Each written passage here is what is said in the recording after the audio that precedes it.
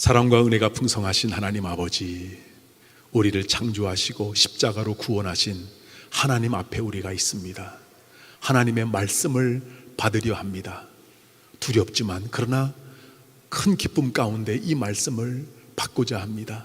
주님, 말씀하여 주옵소서. 우리가 듣고 순종하겠습니다. 주의 성령님 역사하여 주시옵소서.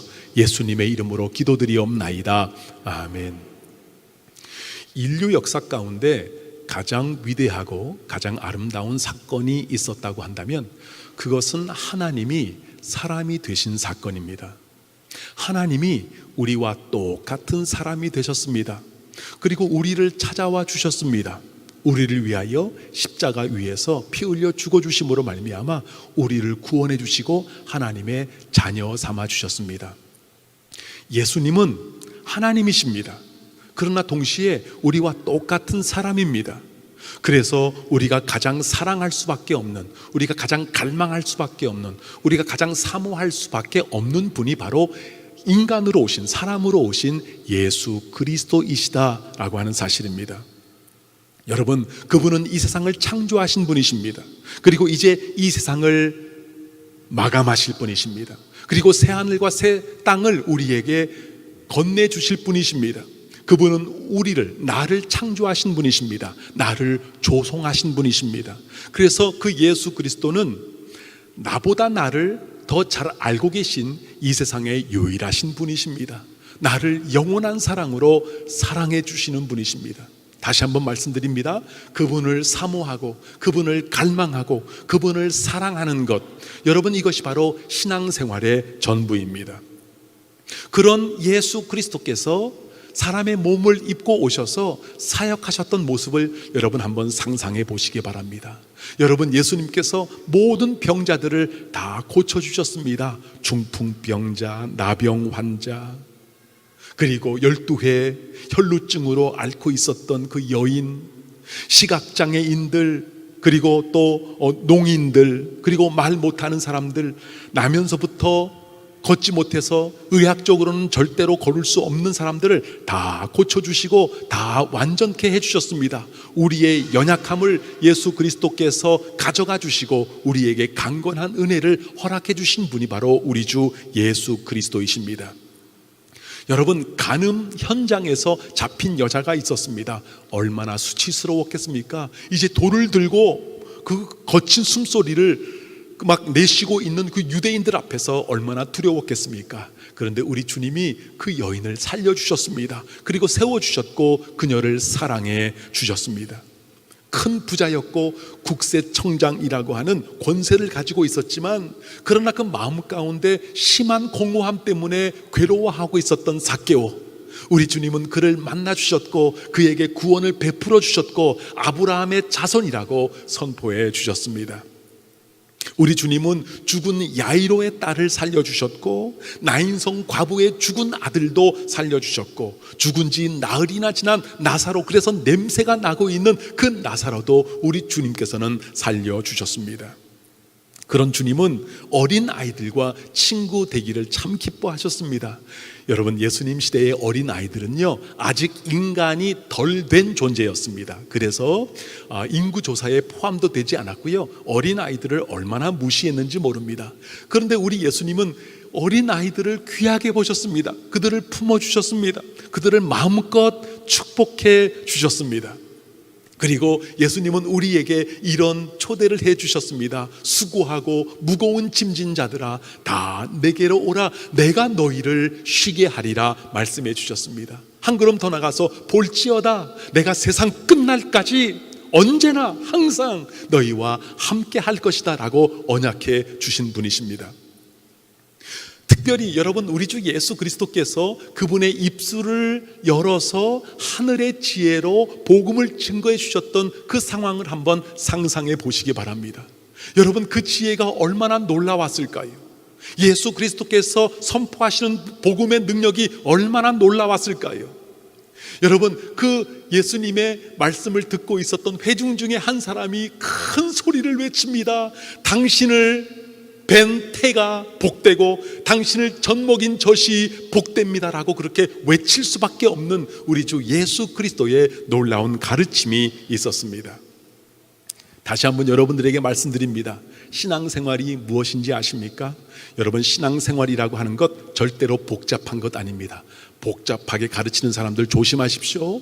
여러분, 신앙생활 복잡한 것 아닙니다. 바로 이러한 예수님, 하나님이시지만 나를 위하여 사람이 되신 예수 그리스도, 나를 위해 기꺼이 십자가 위에서 죽어주신 예수 그리스도, 나보다 더 잘 알고 계신 예수 그리스도, 그래서 나를 치유할 수 있는 유일하신 예수 그리스도, 그분을 사랑하고 그분을 갈망하고 그분을 사모하고 그분의 이름을 높이고 그분을 찬양하고 그분을 예배하는 것, 여러분, 이것이 바로 신앙생활입니다. 예수 그리스도를 향한 이런 마음이 없이 오늘 여러분 주일이기 때문에 이 자리에 오셨다면 죄송하지만 여러분들은 종교 생활은 하고 있을지 모르지만 신앙생활은 하고 있는 것이 아닙니다. 나는 여러분들이 우리 주 예수 그리스도를 더욱더 사랑하고 사모하고 더욱더 갈망할 수 있기를 주님의 이름으로 간절히 축원합니다.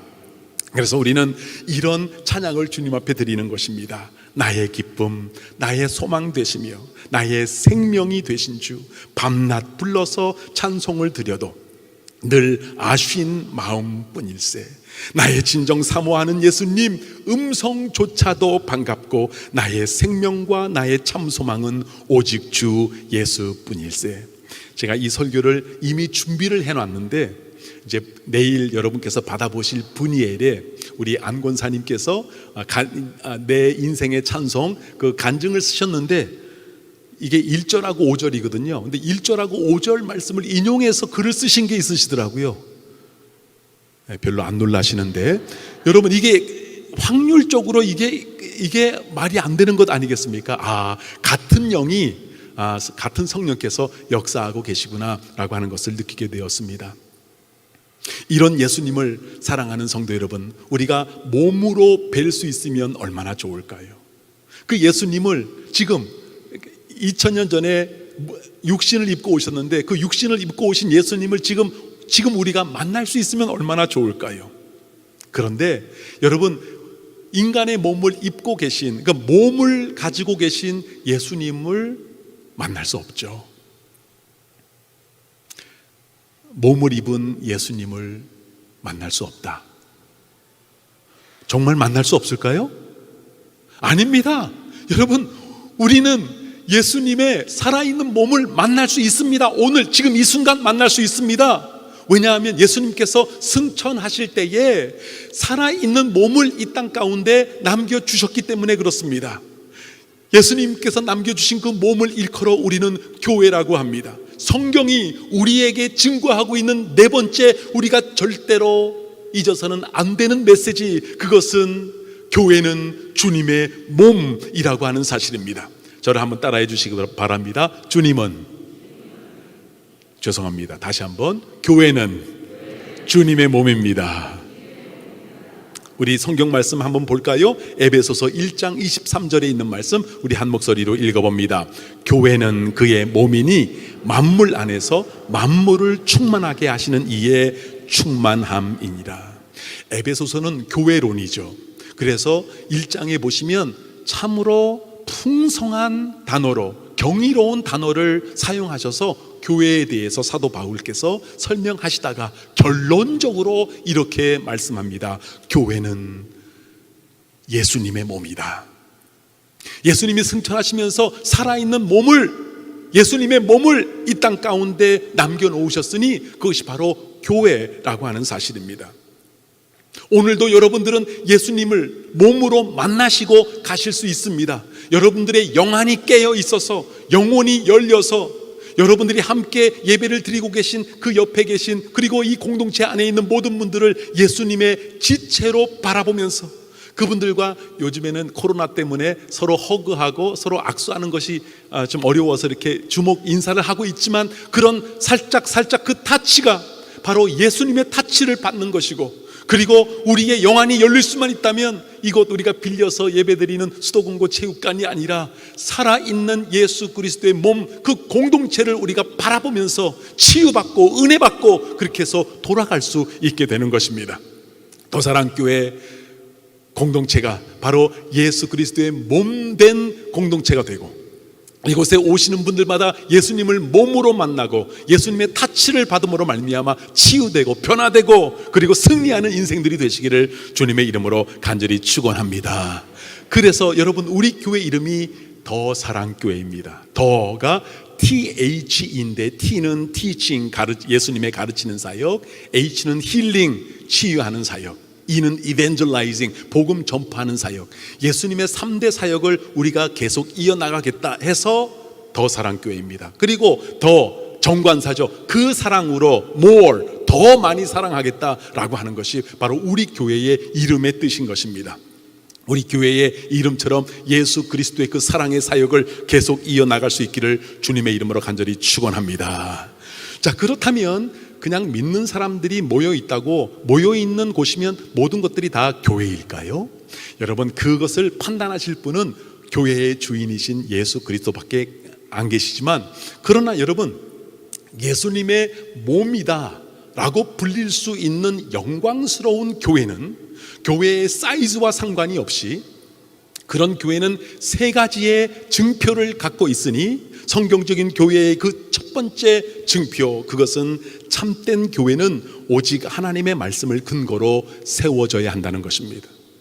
진짜 교회, 예수님의 몸된 교회는 다른 것이 아니라 하나님의 말씀을 근거로 세워져야 합니다. 요한복음 1장 1절에 있는 말씀, 우리 큰 목소리로 함께 읽어봅니다.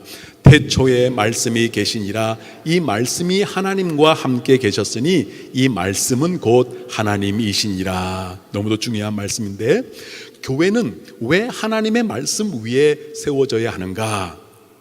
육신을 입고 우리를 찾아오신 예수님이 바로 말씀이시기 때문에 그렇습니다. 말씀이 육신이 되신 분, 그분이 바로 예수님이십니다. 그 말씀은 곧 하나님이신데, 그 말씀이 기록된 책이 여러분이 가지고 있는 바로 그 성경책입니다.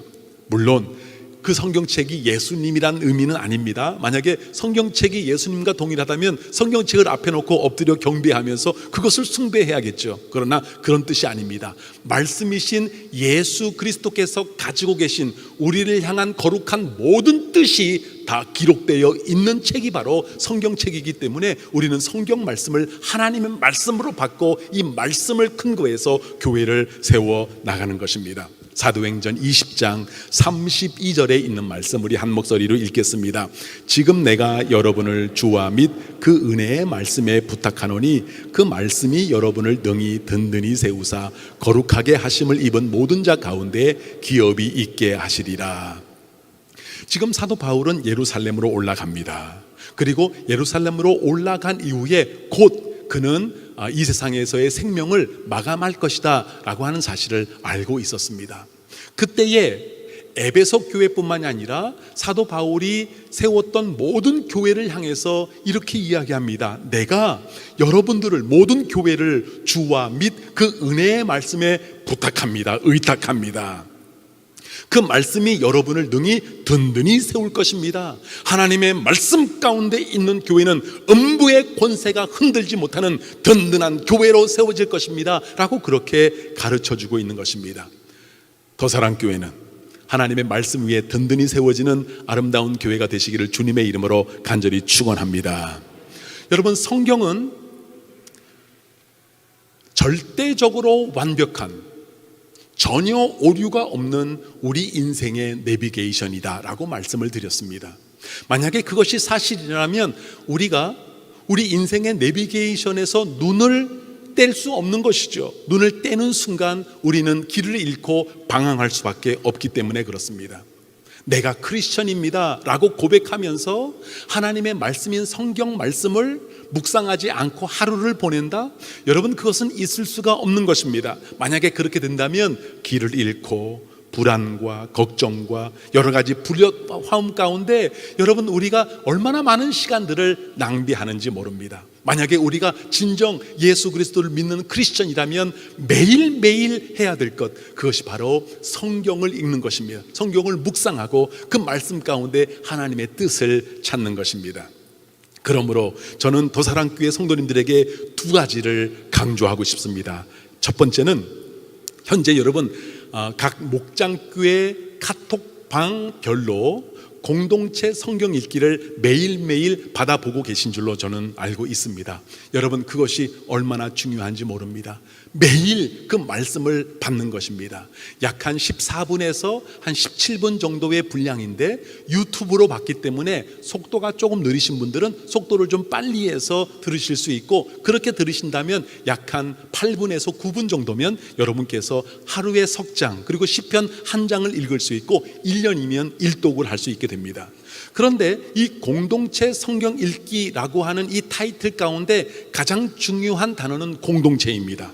나 혼자 성경 일독하려고 나 혼자 보는 것이 아니라 그 카톡방 목장교회 모임이라고 하는 공동체에서 그 함께 말씀을 읽고, 물론 뭐 똑같은 시간에 그 이제 공동체 성경 읽기를 하라는 말씀은 아닙니다. 그러나 거기에 올려놓고 한 줄이라도 나에게 주시는 말씀 적어놓고 내가 이렇게 하나님의 말씀 가운데 은혜 받았습니다, 간단하게 적어 놓으시는 것. 여러분 공동체 성경 읽기를 매일 하지 아니한다면 우리는 크리스천이지만 내비게이션을 잃어버리고 헤매는 인생을 살게 될 것입니다. 두 번째는 가정 예배 사역입니다. 가정 예배가 살아나지 아니하면 우리의 신앙의 계보는 끊어질 수밖에 없습니다. 물론 여러분 더사랑교회가 최선을 다해서 비전센터와 이제 수도공고를 우리가 잘 활용해서 여러분들의 자녀들을 잘 교육할 것입니다. 최선을 다하겠습니다. 그러나 여러분들의 자녀들의 신앙교육은 교회가 할 수 있는 일이 아닙니다. 한번 생각해 보시기 바랍니다. 여러분들의 그 귀한 자녀들 교회에 와서 머무는 시간은 일주일 시간을 비교해 봤을 때 1%도 안 됩니다. 나머지 99%는 여러분 가정에 있는 것입니다. 그런데 교회에 맡겨놓고 가정에서 신앙 교육을 시키지 않는다? 그것은 신앙의 계보를 잊지 않겠다라고 하는 것과 똑같은 것임을 여기 결코 잊어서는 안 됩니다. 최근에 한 설문조사 통계에 의하면 현재 우리들의 자녀들이 신앙생활을 게을리하고 있거나 신앙생활을 멈춘 것이 무려 70%에서 80%가 된다고 합니다. 사실상 믿음의 계보가 끊길 큰 위험 가운데 있는 것이죠. 그런데 그렇게 된 이유가 무엇인가 하면 가정 예배가 무너졌기 때문이다 라고 이 통계가 우리에게 말씀해 주고 있습니다. 지금 당장 가장 급하게 우리가 회복해야 할 것, 여러분 그것이 바로 가정 예배라고 하는 사실을 잊어서는 안 됩니다. 그래서 더사랑교회는 주일 오후에 또 한 번의 예배를 드리는 것을 과감하게 포기하고 여러분 주일 오후 시간에 가정이 모여서 함께 예배를 드리는 그러한 운동을 하고 있는 것입니다.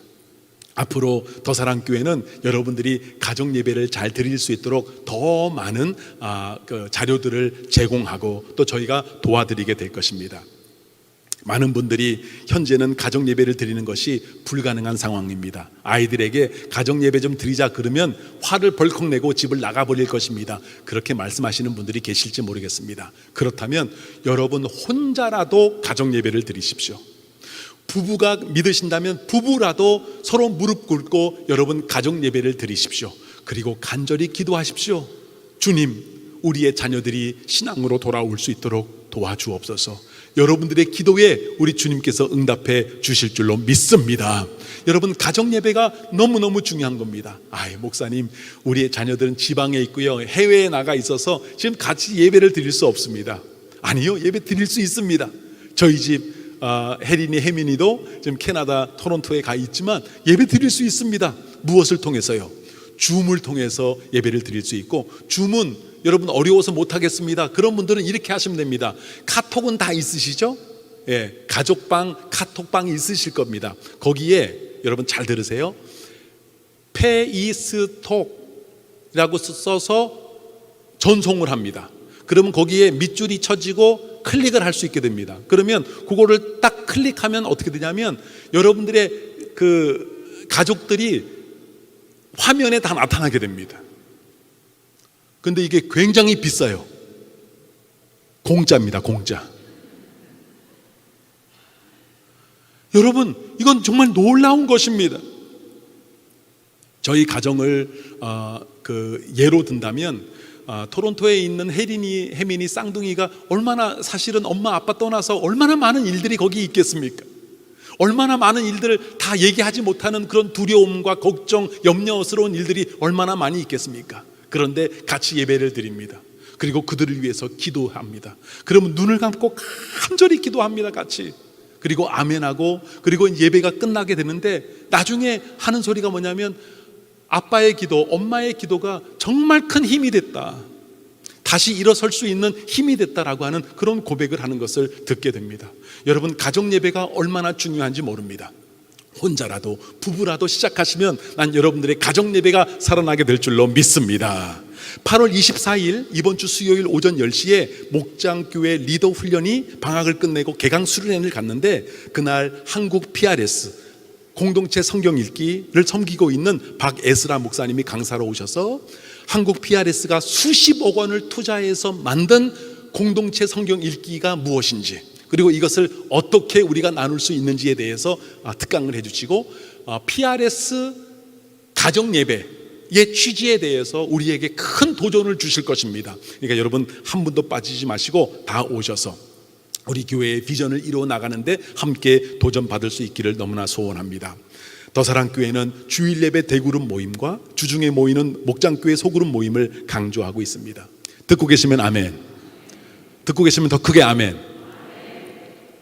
만약에 여러분들이 주님의 날에 이렇게 모여서 주일 예배를 통해서 함께 찬양을 드리면서, 그리고 장로님들이 인도하는 기도를 통해서, 그리고 말씀 선포 시간을 통해서 은혜를 받으시면, 그리고 그 받은 은혜를 주중 목장교회 모임, 소그룹 모임을 통해서 받은 은혜를 마음껏 나누시고, 거기서 기도 제목 나누시고 삶을 나누시고 함께 울고 함께 웃는 그런 공동체를 든든히 세워 나가신다면, 여러분, 우리 교회를 흔들 수 있는 것은 이 세상에 존재하지 않습니다. 왜냐하면 바로 그것이 사도행전에 우리에게 보여지고 있는 초대교회의 모습이기 때문에 그렇습니다. 우리는 이 두 가지의 사역, 주일 예배 사역과 목장교회 사역을 두 기둥이라고 부르고 아니면 두 날개라고 부르고 있습니다. 그런데 오늘 저는 이 사역을 두 바퀴라고 부르고 싶습니다. 자전거의 두 바퀴. 여러분, 자전거에 두 바퀴가 있는데 너무 중요하죠. 이 두 바퀴가 있어야 자전거 앞으로 갈 것 아닙니까? 그런데 여러분, 공동체 성경 읽기와 가정 예배는 뒷바퀴에 붙어있는 보조바퀴와 같은 것입니다. 그래서 여러분, 그 그림이 완성이 되는 것이죠. 주일 예배와 목장교회 모임과 공동체 성경 읽기와 그리고 가정 예배, 여러분, 이것만 우리가 딱 붙들고 나갈 수 있다라고 한다면 하나님께서 물 붓듯 우리에게 놀라운 부흥을 허락해 주실 줄로 믿습니다. 사랑하는 성도 여러분, 정말 그렇습니다. 이것이 중요합니다. 이것을 위해서 우리가 나가야 합니다. 이런 사역의 에너지의 원천이 되어서 전도와 선교 사역이 일어나며 교육과 훈련이 실행되고 구제 사역과 다음 세대 부흥의 사역이 임하게 되는 것입니다. 이것을 놓치면 안 됩니다. 더사랑교회를 통해서 예수 그리스도와 그분의 몸된 교회의 영광이 이 땅 가운데 선포되고 온전히 드러나게 되시기를 주님의 이름으로 간절히 축원합니다. 교회가 성경적인 교회가 되기 위해서는 둘째, 서로 사랑함으로 교회를 세워야 합니다. 뭐라고요? 서로 사랑함으로 교회를 세워야 합니다. 사도행전 2장 46절 47절에 있는 말씀 우리 한 목소리로 읽습니다. 날마다 마음을 같이하여 성전에 모이기를 힘쓰고 집에서 떡을 떼며 기쁨과 순전한 마음으로 음식을 먹고 하나님을 찬미하며 또 온 백성에게 칭송을 받으니 주께서 구원받는 사람을 날마다 더하게 하시니라. 초대교회의 모습이 아주 아름답게 자세하게 그려져 있는 말씀입니다. 네 가지의 특징이 있는데, 가장 먼저 첫 번째, 초대교회는 성전에서 모였습니다. 주일날 모이는 이런 모임과 똑같은 것입니다. 두 번째는 집에서 모였습니다. 집에서 모였다는 것은 목장교회 소그룹 모임과 똑같습니다. 자, 집에서 모였을 때, 소그룹으로 모였을 때의 특징이 무엇인가요? 서로 떡을 떼었다라고 하는 것입니다. 교제를 나누었다라고 하는 것이죠. 기도 제목을 나누었다라고 하는 것입니다. 여러분, 꼭 같이 음식을 먹지 않아도 비전센터에 오시면 여러분 커피 있지요, 음료수 있지요, 여러분들이 언제나 드실 수 있는 다과가 언제든지 준비가 되어 있습니다. 비전센터에 오셔서 여러분들의 목장교회 모임을 가지시는 것, 여러분 이것이 너무나도 중요합니다. 세 번째로, 초대교회는 날마다 마음을 같이하여 모였다, 이겁니다. 날마다 어떻게 해요? 마음을 같이하여 모였다. 여러분, 초대교회는 정말 이렇게 날마다 모였을 것입니다. 그러나 시대가 변하면서 이 날마다 모이는 초대교회의 모습을 우리가 한동안 잃어버리고 있었습니다. 그런데 우리 시대에 하나님께서 이렇게 할 수 있는 방법을 허락해 주셨는데, 이제 SNS, 인터넷을 통해서 우리가 그렇게 할 수 있습니다.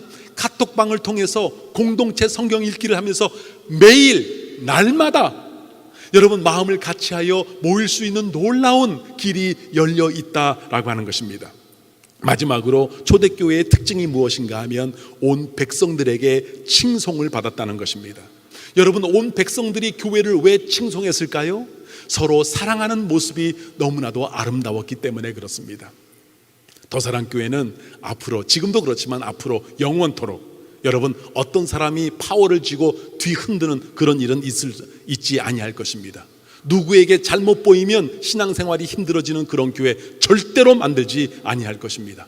사랑하는 성도 여러분, 서로 사랑하는 것밖에 없습니다. 서로 배려하는 것밖에 없습니다. 서로 희생하는 것밖에 없습니다. 서로 종이 되어서 서로 발을 씻어주는 것밖에 없습니다.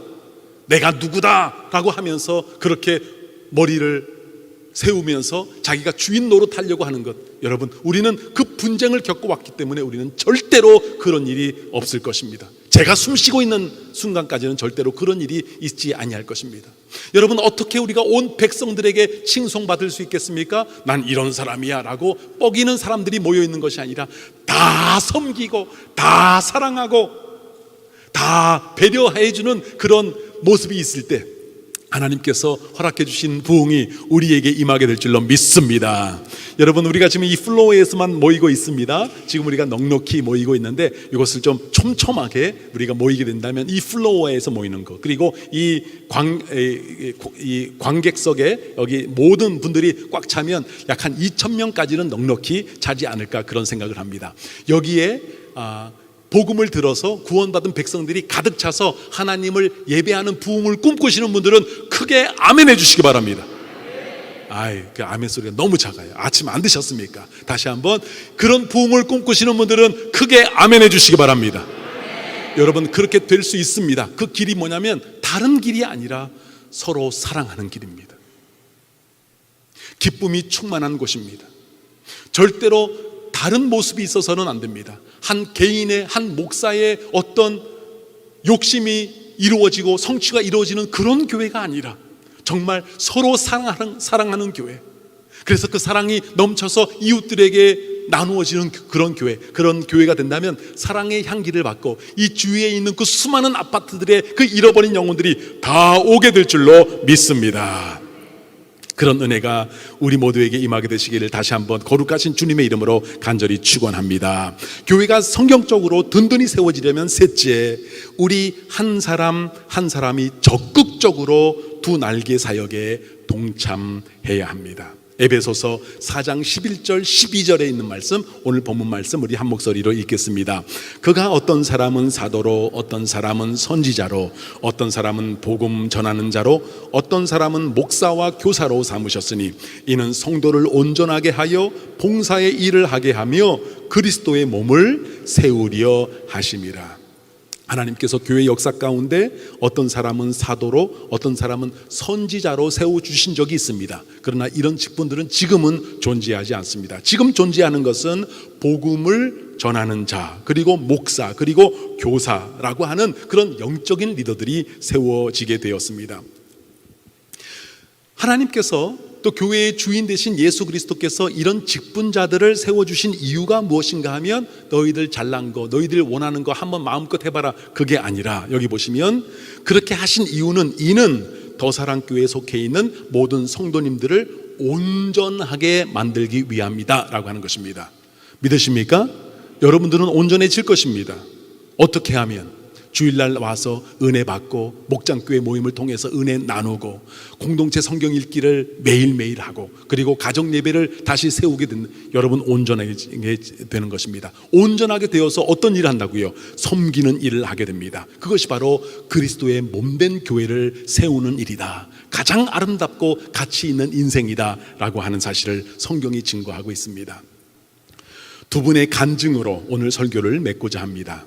우리 교회 하이선 집사님 여러분 잘 알고 계시죠? 그분께서 쓰신 책 고객은 스펙보다 태도에 끌린다 라고 하는 책에 보시면 이런 글이 나옵니다. 이케아라고 하는 가구점 알고 계시죠? 이케아. 근데 이 이케아의 가구점의 특징이 무엇인가 하면 완성된 가구를 사오는 것이 아니라 이런 이제 부품들을 사와서 이제 본인이 직접 끼고 맞추고 조이고 해서 조립해서 만들어야 되는 그러한 가구점입니다. 그런데 이케아 효과라고 하는 것이 있다고 하이선 집사님께서 말씀합니다. 그것이 무엇인가 하면 거기에서 물건을 사와서 직접 조립해서 만들면 그 가구를 바라보면서 두 가지의 효과가 있다고 합니다. 첫 번째는 야, 이거 내가 해냈구나, 이 성취감이 있다고 합니다. 두 번째는 무엇인가 하면 내가 직접 땀 흘려서 만든 것이기 때문에 그 가구를 더 사랑하게 되고 더 자랑스러워할 수 있게 된다라고 하는 이런 효과가 있다라고 합니다. 저는 교회를 함께 세우는 일이 그런 것이라고 생각합니다. 여러분, 우리는 교회를 설립한 지 1년 채 되지 않았습니다. 올해 10월 넷째 주가 되면 이제 1주년을 우리가 맞이하게 될 것입니다.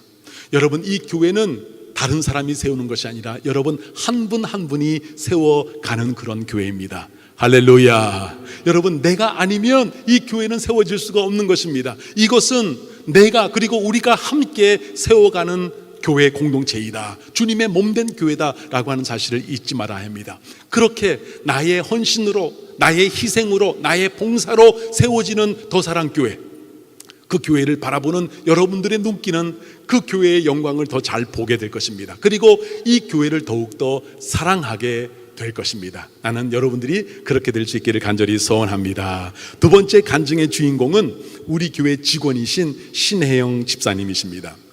저는 신혜영 집사님과 매일 점심을 같이 하는데 하루는 저한테 이런 이야기를 하더라고요. 목사님, 저는 하나님이 더사랑교회에서 제가 지금 하고 있는 이 일을 하라고 저에게 명하신 걸로 저는 받아들입니다. 한마디로 사명이라고 생각합니다.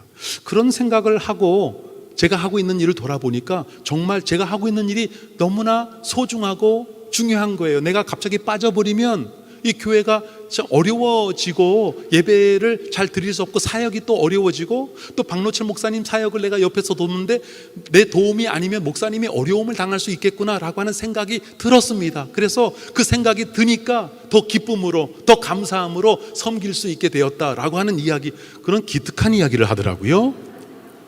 그런데 이것은 신혜영 집사님의 고백만 되어서는 안 됩니다. 우리 한 사람 한 사람의 고백이어야 합니다. 내가 중요하구나. 하나님이 이 일을 나에게 맡기셨구나. 내가 아니면 더사랑교회가 그리스도의 몸된 교회로 세워지는데 지장이 갈 수 있겠구나. 하나님께서 나에게 이 일을 섬기라고 주셨구나 라고 하는 그런 사명감을 가지고 우리가 하나님의 사역에 임하게 될 때에 하나님께서 우리를 바라보시면서 놀라운 은혜를 주실 줄로 믿습니다. 저를 한번 따라해 주시기 바랍니다. 나는 더사랑교회를 세워가는 일꾼입니다.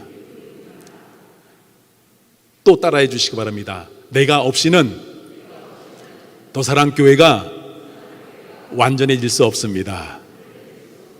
여러분들 한 분 한 분이 얼마나 중요한지 모릅니다. 여러분들 한 분 한 분이 예수 그리스도의 성전을 지어가는 벽돌이다라고 하는 사실입니다. 우리 4분 이상씩 이렇게 인사해 주시기 바랍니다. 성도님은 주님의 몸된 지체이십니다. 이렇게 인사해. 성도님은 주님의 몸의 지체이십니다. 성도님은 몸의 지체이십니다. 예. 여러분 이제 주목 인사 있죠? 요즘 이제 코로나가 좀 있으니까 주목 인사 하시면서 사랑하고 축복합니다라고 이게 부딪힐 때 여러분들이 주님의 몸이기 때문에 여러분들은 지금 주님의 몸의 터치를 받는 거거든요. 사랑하고 축복합니다. 강건하십시오. 여러분 인사해 주시기 바랍니다. 사랑하고 축복합니다. 사랑하고 축복합니다. 강건하시길 바랍니다. 강건하시길 바랍니다. 성경 66권이 전하는 메시지가 수백 가지 수천 가지가 되지만 우리가 네 가지를 살폈습니다. 우리는 하나님을 예배하는 자로 부름을 받았습니다. 그런 자에게는 우상이 있으면 안 됩니다. 두 번째, 우리는 영원한 십자가의 사랑에 반응하라고 우리를 불러주셨습니다. 그것이 성경이 증거하는 두 번째 메시지입니다. 세 번째 메시지는 하나님은 절대 주권을 가지고 일하시고 계시다고, 그것은 우리를 향한 하나님의 평안이며 소망이라고 말씀하고 있습니다. 오늘 마지막 네 번째, 성경은 우리에게 그리스도의 몸된 교회를 세우라고 바로 우리 한 사람 한 사람이 예수님의 몸의 지체라고 말씀하고 있는 것입니다.